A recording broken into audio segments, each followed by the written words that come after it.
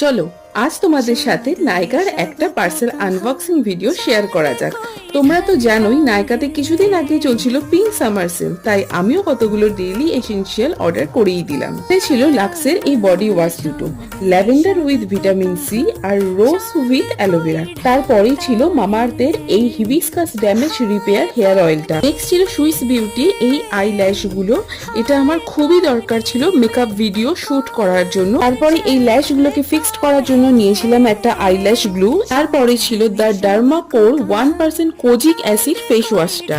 আমি আরো একটা ফেস ওয়াশ অর্ডার করেছিলাম, যেটা ছিল মামাআর্থের এই বিটরুট জেন্টাল ফেস ওয়াশটা। তারপরেই ছিল ডট অ্যান্ড কি নিউ লঞ্চ এই ডিউই টিন্টেড সানস্ক্রিনটা।